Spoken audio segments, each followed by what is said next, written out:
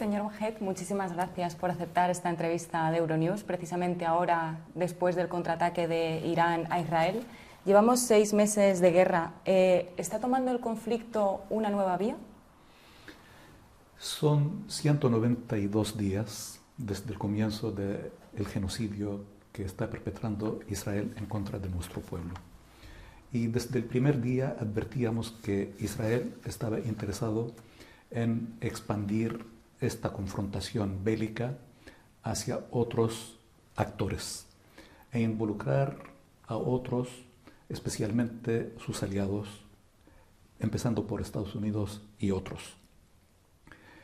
Y aparentemente está logrando algo de este objetivo, porque mientras el mundo en este momento está pendiente de lo que ocurrió o el contraataque iraní en contra de Israel, Israel sigue perpetrando el genocidio en la Franja de Gaza y en Cisjordania, pero ya esto pasa a segundo plano.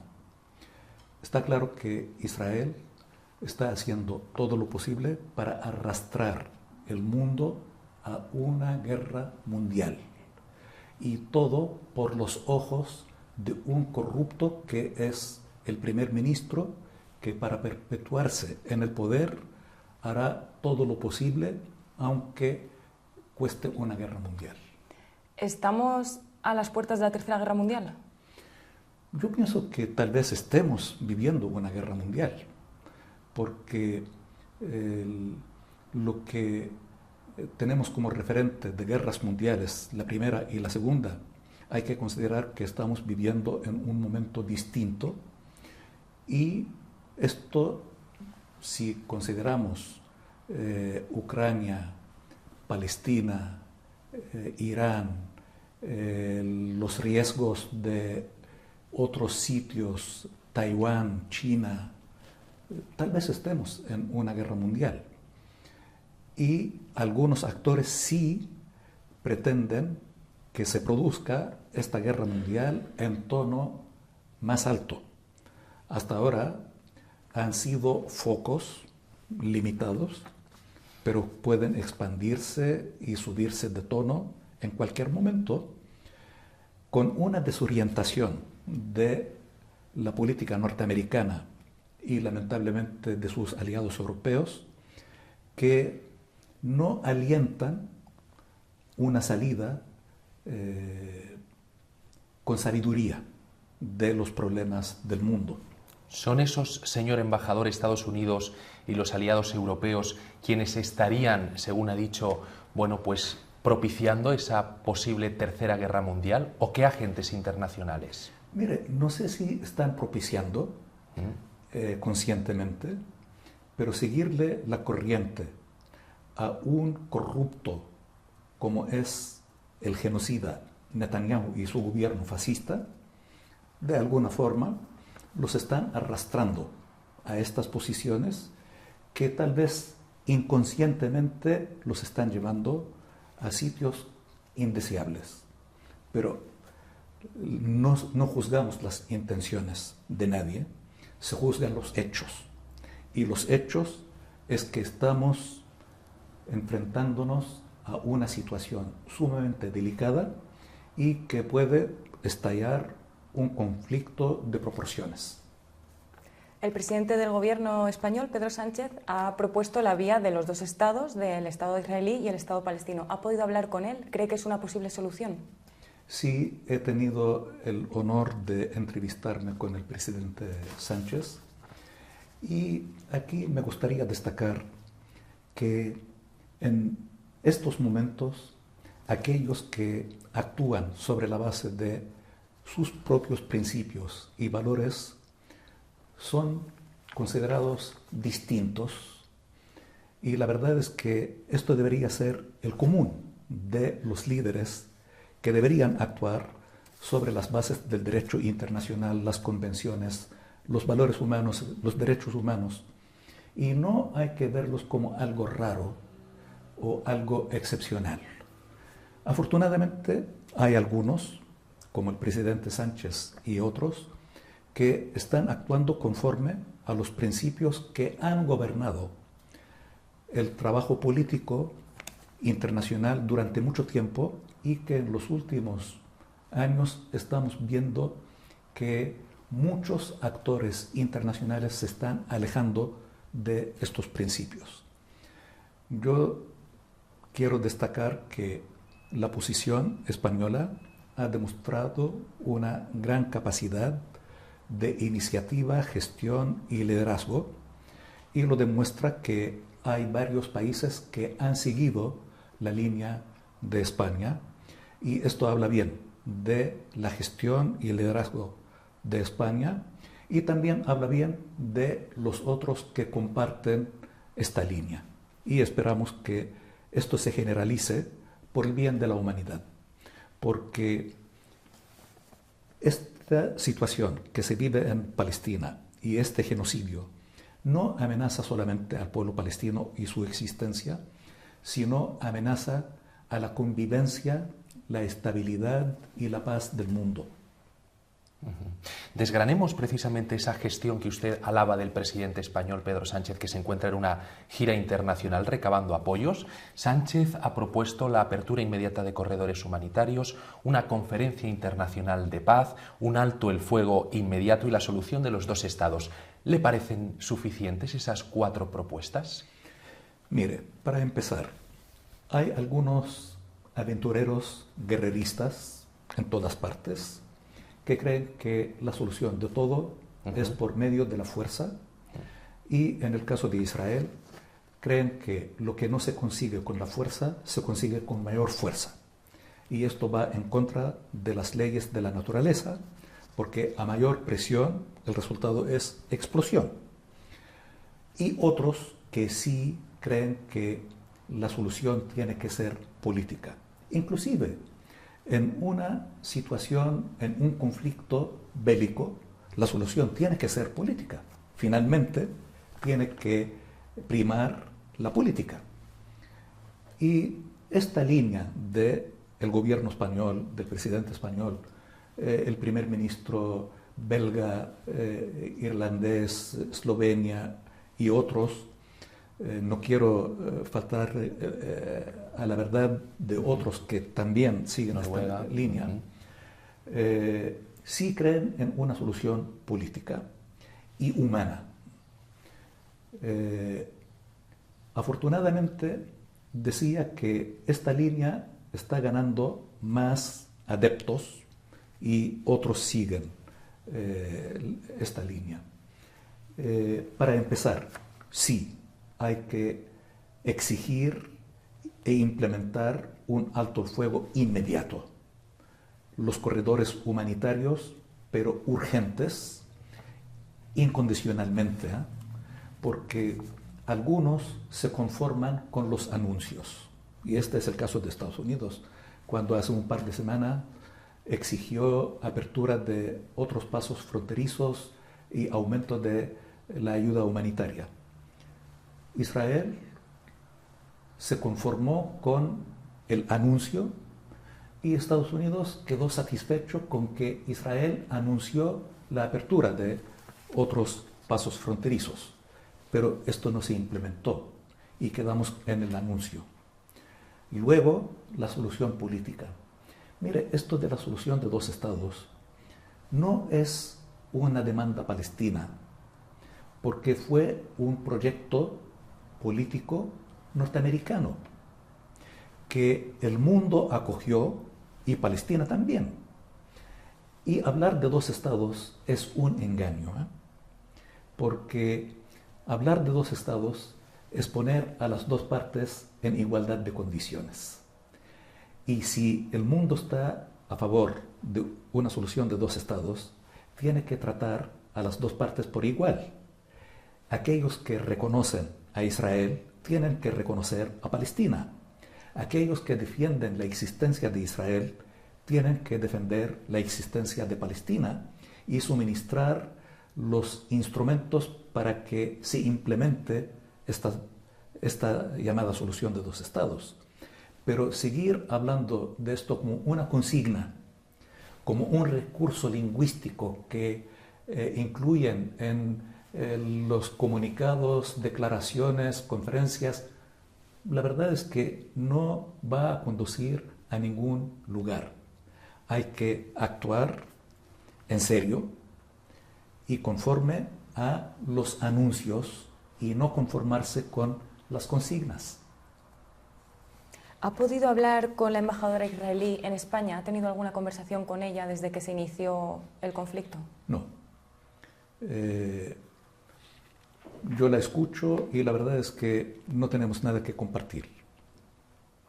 ¿Es partidario de denunciar a Netanyahu ante la Corte Penal Internacional, como han sugerido algunos políticos españoles?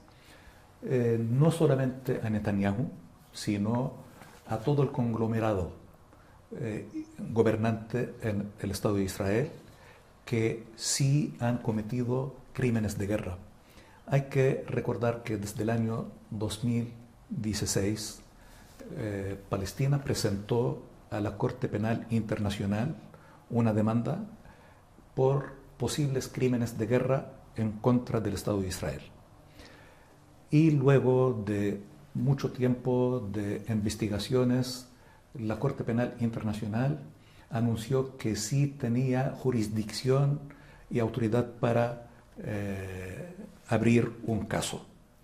Lamentablemente, una vez más, nuestros amigos europeos y norteamericanos aparentemente han creado estos instrumentos solo para juzgar líderes del tercer mundo, porque en el año 2018 el señor Trump, presidente norteamericano de entonces, aplicó sanciones sobre los fiscales y jueces de la Corte Penal Internacional por admitir el caso de posibles crímenes de guerra en contra de Israel. Entonces, lo que es lógico es que estas instancias jurídicas fueron creadas como instrumentos que serían necesarios para implementar justicia mundial. Y no es exclusivo ni excluyente.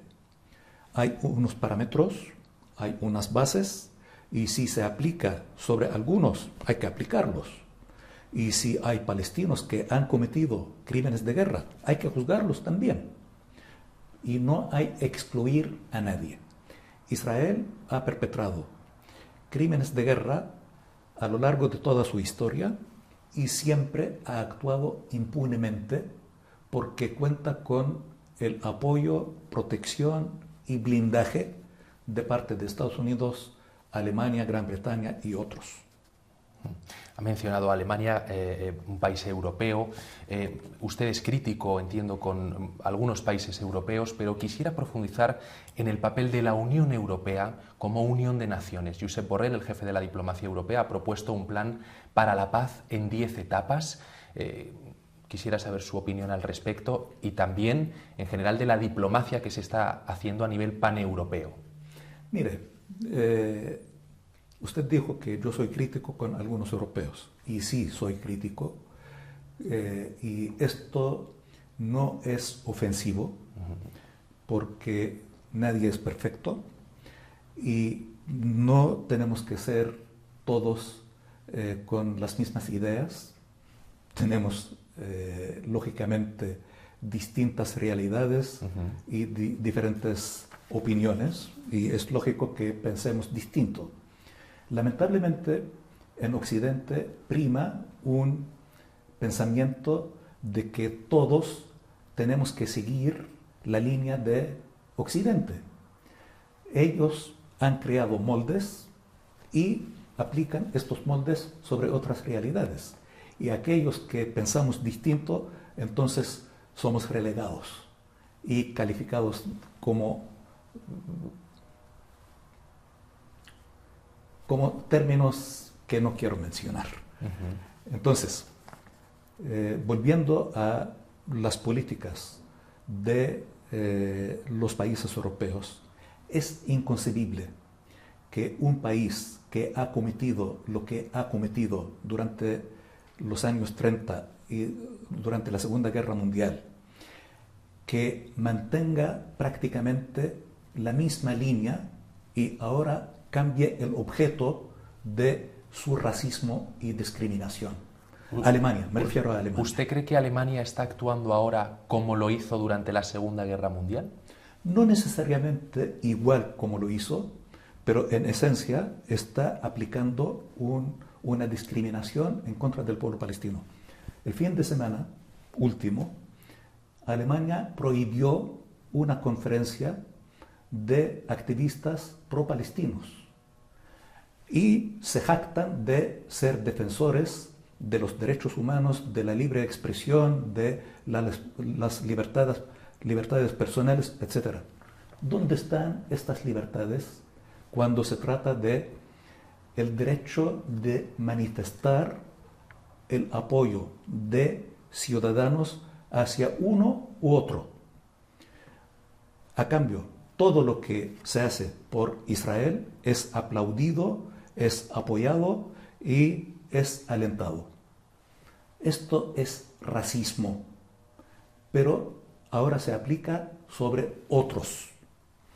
Ahora, con respecto a la Unión Europea, estamos conscientes que es un conglomerado heterogéneo, donde hay diferentes componentes y actores, y no todos piensan iguales. Y entendemos que el mecanismo de trabajo no es el más efectivo, porque trabajar sobre la base de consenso en un conglomerado de 27 componentes es difícil.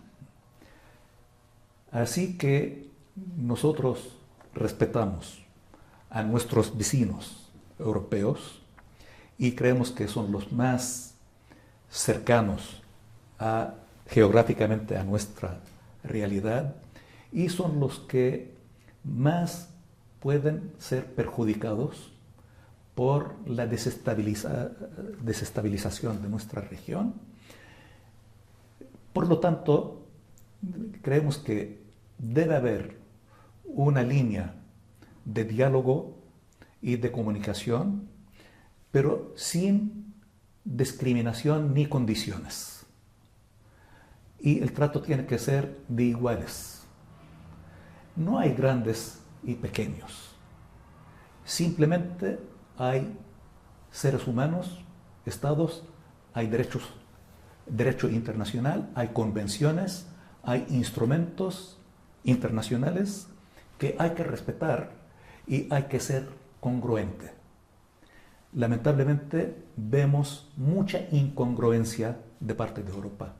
Lógicamente, hay personajes que realmente son admirables por mantener el valor de decir las cosas como son, como Josep Borrell, que ha tenido la cordura y la sabiduría, además del equilibrio, de no perderse dentro de este trajín.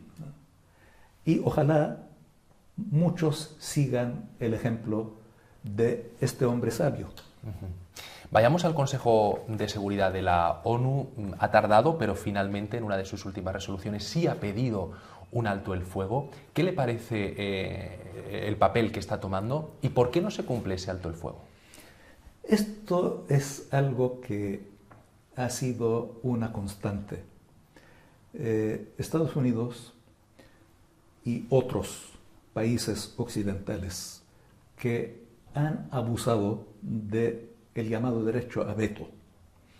Siempre cuando se trata de Israel, Israel tiene un trato especial que no tienen los demás y tiene el privilegio de contar con el veto norteamericano. Hay que recordar que Estados Unidos ha abusado de este derecho varias veces con respecto al alto el fuego. Ha habido varias iniciativas y propuestas de otros integrantes del Consejo de Seguridad que vetó Estados Unidos. La única vez, si no me equivoco, el 25 de marzo, que no lo vetó, se abstuvo, pero inmediatamente anunció que esto no era obligatoriamente su implementación. Entonces le daba luz verde a Israel para continuar con el genocidio. Y luego de prácticamente 3 semanas de aquello, hasta el momento no se ha implementado y pasa como si nada. ¿Por qué? Porque Estados Unidos apoya a Israel en lo que haga. Hamás e Israel llevan semanas negociando para intentar alcanzar esa tregua. ¿Qué hace falta para que lleguen a un acuerdo? Voluntad y presión. Nuevamente, Borrell, hace un par de meses, y con razón, dijo que hay que imponer ciertas soluciones, porque este es otro tema que algunos europeos y Estados Unidos, cuando se refieren a la llamada solución de 2 estados, que tiene que ser producto de las negociaciones. Pero ¿negociaciones de qué? Si Israel ha anunciado una y otra vez que no va a permitir un Estado palestino. Entonces, ¿qué vamos a negociar? Si desde un principio hay condiciones de que no habrá un Estado palestino con el consentimiento de Israel y siguen insistiendo que tiene que ser producto de negociaciones. No. Cuando se creó el Estado de Israel, se creó con una decisión de la comunidad internacional que se impuso. Y ahora la solución tiene que ser impuesta porque falta voluntad de parte de la potencia de ocupación israelí. Yendo al origen del conflicto actual que tenemos ahora mismo bélico entre Israel y Hamás, ¿considera que los actos de Hamás fueron actos terroristas? Mire, desde que comenzaron los acontecimientos, muchos creían que todo comenzó el 7 de octubre. Y nosotros sosteníamos que esto es muy anterior y esto es una consecuencia, no es la razón, no es el motivo. Y como lo fue, hubo otros episodios similares. Y yo personalmente decía que el mundo en Occidente comenzó el 7 de octubre. No hay un antes ni un después. Y los acontecimientos de esta semana última demuestran que muchos en Occidente no ven ni antes ni después. Fíjense, la semana pasada Israel bombardeó el consulado iraní en Siria y no hubo condena de parte de los países occidentales. Anoche o antenoche Irán contraatacó y sí, anoche hubo una sesión del Consejo de Seguridad y condenas muy contundentes, exigencias, etc. Israel tiene derecho a la autodefensa y esto es otro engaño, porque hay que volver al derecho internacional. Una potencia de ocupación no tiene tal derecho a la autodefensa porque es una potencia de ocupación. El derecho a la autodefensa es cuando 2 estados independientes y soberanos, uno agreda al otro, el agredido tiene derecho a la autodefensa. Y este es el caso, y no estoy promoviendo nada a favor de Irán en lo absoluto, pero estoy describiendo lo que ocurrió. El consulado es parte del territorio y de la soberanía de un país. Atacar una sede diplomática es atacar la soberanía de un Estado independiente y soberano. Y en este caso sí se aplica el derecho a la autodefensa. Nuestros amigos europeos, muchos, y norteamericanos entienden el derecho a la autodefensa como algo exclusivo de Israel. Y no, esto comenzó hace más de 75, prácticamente 76 años, y estos episodios se han repetido una y otra vez, y yo les puedo asegurar, este episodio puede concluir con la voluntad de la comunidad internacional. Hoy, mañana, en una semana, en un mes o en 6 meses. Pero si no se da solución de cuajo a esto, una solución política que reconozca los derechos legítimos del pueblo palestino y permita a nuestro pueblo ejercer estos derechos inalienables, este episodio se va a repetir una y otra vez. Por eso hace falta una solución. Y esto de condenar toda muerte de todo ser humano es condenable y no es exclusivo. Nadie le pregunta a un embajador de Israel si condena el genocidio que comete en contra del pueblo palestino. Ni siquiera aceptan que son víctimas los palestinos, porque tienen el monopolio de ser víctimas y nadie más puede ser víctima. Por lo tanto, estamos hablando de que se cometen actos terroristas de ambos lados, por parte de Hamás y por parte de Israel. Israel, desde el año 48, y yo les recomiendo que por favor vuelvan un poco atrás y van a encontrar mucho material. Los primeros ministros israelíes, Menachem Begin e Yitzhak Shamir, eran perseguidos por la justicia británica por terroristas. El Haganah, Stern y Lehi, movimientos terroristas que han cometido tales actos no solamente en contra de los palestinos, sino en contra de sus aliados británicos. Miren, durante tanto tiempo se alabó la lucha de los pueblos por la liberación nacional y nadie tildó al pueblo vietnamita y su lucha de terrorismo, o al pueblo argelino y su lucha por la liberación nacional como terrorismo. Y puedo citar muchísimos ejemplos. Simplemente vivimos en un mundo del eurocentrismo donde se imponen conceptos y parámetros a su antojo. Califican y descalifican. Lo que hace Israel es autodefensa. Y la verdad es que es terrorismo de Estado que comete el Estado de Israel. Lo que hacen los palestinos es terrorismo.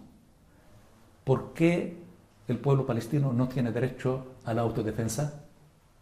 ¿Por qué el pueblo palestino no tiene derecho a la libertad y a tener su Estado independiente y soberano como los demás?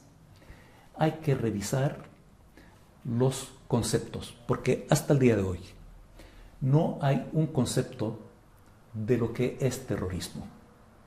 Y por favor, yo les invito a investigar. ¿Cuál es el concepto de terrorismo? Naciones Unidas no ha aprobado un concepto único de terrorismo. Entonces, ¿quién califica a quién? La Autoridad Nacional Palestina, señor embajador, ¿podría tener conversaciones con Hamás para, pues, de alguna manera intentar mediar o que se abra a una negociación Hamás con Israel? Israel pide la liberación, como sabe, de los secuestrados, Hamás la de, a su vez, la de los rehenes. ¿Usted, la Autoridad Nacional Palestina, podría mantener esa conversación con Hamás? ¿Serviría de algo? Mire, tanto la Autoridad Nacional Palestina como Hamás somos palestinos. Y somos un pueblo heterogéneo, como todos. Y es algo que valoramos mucho, la diversidad. Somos un pueblo multiétnico, multicultural, multireligioso, y tenemos todas las corrientes políticas e ideológicas, y esto para nosotros debe ser una fuente de riqueza. Y entre los componentes del mismo pueblo, es normal que haya más que diálogo, porque somos todos, al fin y al cabo, palestinos. Me guste o no la ideología de unos y de otros, me guste o no las políticas de unos y de otros, todos somos palestinos. Y tenemos que buscar puntos de encuentro, especialmente considerando que estamos bajo ocupación y un misil israelí, cuando cae sobre una escuela o sobre un hospital, no le pregunta a uno si es militante de tal facción o no es militante, simplemente mata a palestinos. Es una obligación nuestra mantener un diálogo y tratar de buscar políticas de consenso nacional que beneficien a nuestro pueblo. No es ningún secreto que nosotros tenemos nuestras diferencias con Hamás, pero esto no significa que dejan de ser palestinos o que dejemos de dialogar con palestinos. Señor embajador, su solución para este conflicto, por último, nos gustaría saber cuál sería la suya, personal.